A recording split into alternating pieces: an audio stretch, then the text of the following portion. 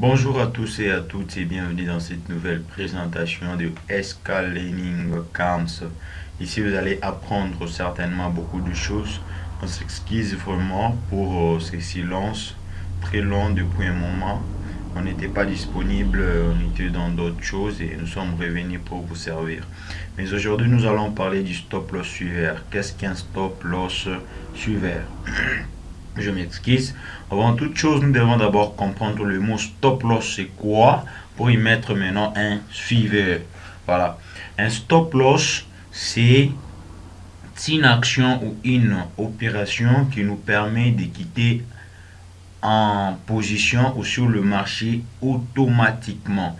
C'est-à-dire quoi? Pour me faire comprendre, je vais parler du stop loss et de take profit.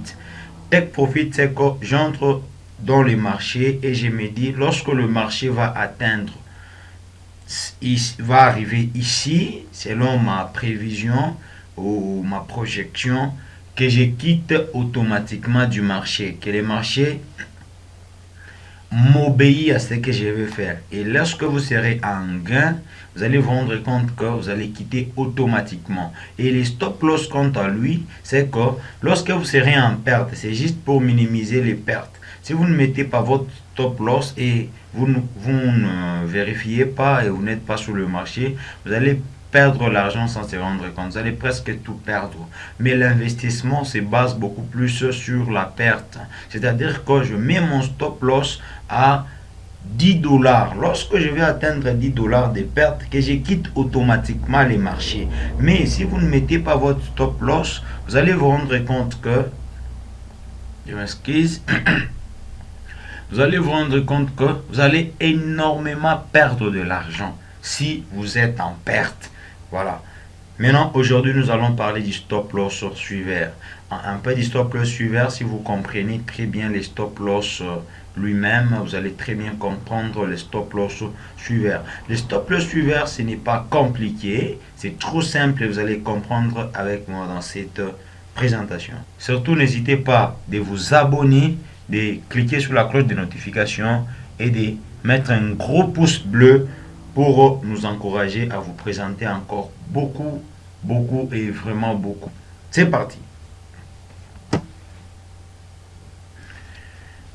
Stop loss buy. C'est-à-dire que nous allons parler premièrement du stop loss en buy.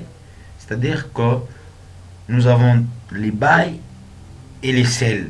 Et quand on parle seulement du sell et non du buy, ça ne peut pas très bien marcher.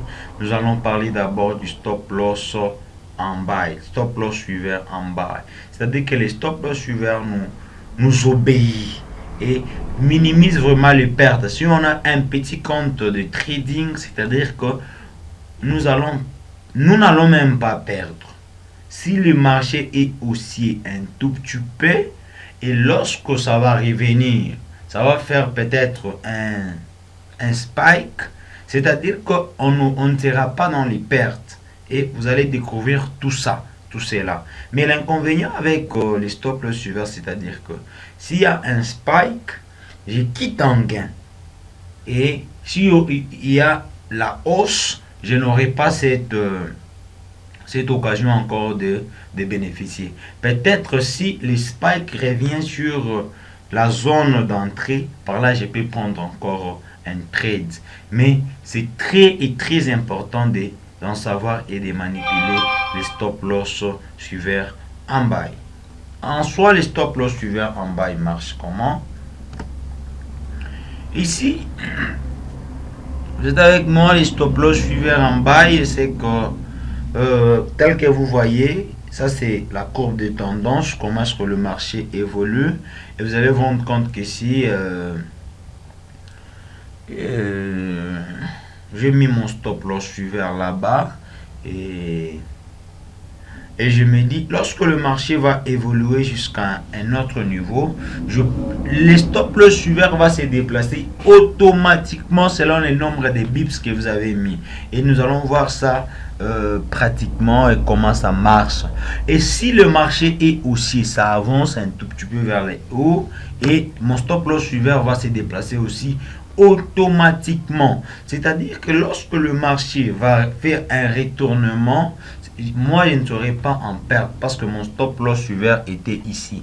Et lorsque le marché a pris plus de 20 bips, si j'ai mis mon stop loss ouvert à 20 bips, lorsque le marché a pris plus de 20 bips, c'est-à-dire que mon stop loss ouvert s'est déplacé aussi de ces 20 bips. C'est-à-dire pips plutôt, je m'excuse.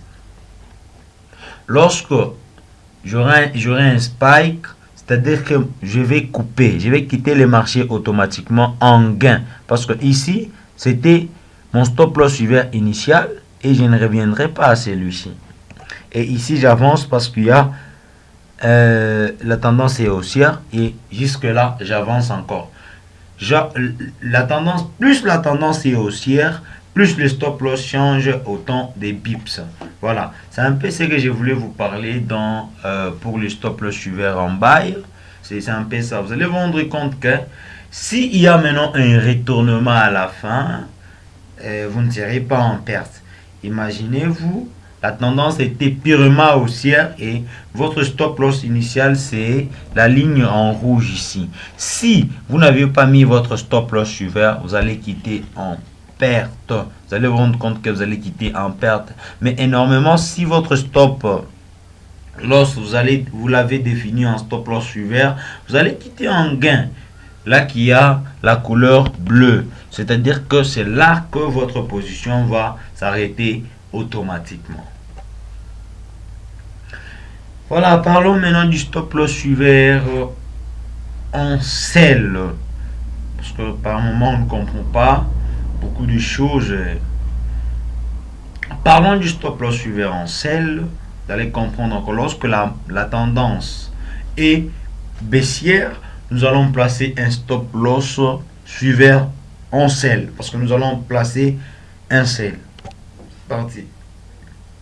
On s'est dit, on met notre stop loss ouvert là-bas et j'entre sur le marché. Et lorsque le marché est de plus en plus bas, c'est-à-dire que la tendance est purement baissière, mon stop loss ouvert, tel que je vous ai dit, va se déplacer automatiquement. Elle se déplace autant de bips que j'ai, des pips, je m'excuse, autant de pips que j'ai défini pour mon stop loss ouvert. Elle se déplace et je n'aurai pas perte. Une fois il y a un retournement, soit un spike, c'est-à-dire que je vais quitter. Mon stop loss ouvert est à ce niveau là-bas. Et une fois qu'il y a un retournement des pips, c'est pas dire que le stop loss ouvert va rentrer encore ici. Une fois le stop loss ouvert quitte cette zone-là, ça avance ici parce que la tendance est baissière ou dans le cas des bas, la tendance est haussière. C'est-à-dire que le stop loss ouvert va se déplacer une fois qu'il y a plus de 20 bips. Plus de 20 pips plutôt, plus de 20 pips, elle se déplace et jusqu'à ce point ici. Voilà, voyez maintenant la différence avec les stop loss ouverts, c'est que la ligne en rouge là, c'est-à-dire que c'est mon stop loss ouvert initial. Et si j'avais laissé mon stop loss simple initial, je vais quitter en perte, quel que soit il y a une tendance purement baissière et le marché a vraiment changé de tendance. Mais si mon stop loss ouvert était déjà très bien posé, vous allez vous rendre compte que nous allons très bien finir. Lorsque le marché va se couper, soit je vais quitter, je vais toucher mon stop loss ouvert en gain. C'est ça l'avantage, c'est que le stop loss ouvert est de diminuer, plutôt le stop loss est de diminuer les risques quand vous quittez le marché en perte, mais pas avec une très grande perte. Mais avec les stop loss ouverts, c'est que je peux toutefois quitter les marchés en gain. Donc les stop loss ouverts est touché, mais je quitte en gain. C'est ça la plus grande particularité que l'on n'arrive pas à comprendre. C'est un peu ce que je voulais vous parler sur les stop loss ouverts.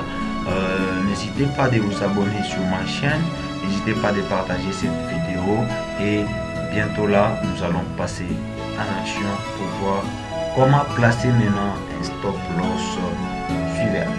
Merci.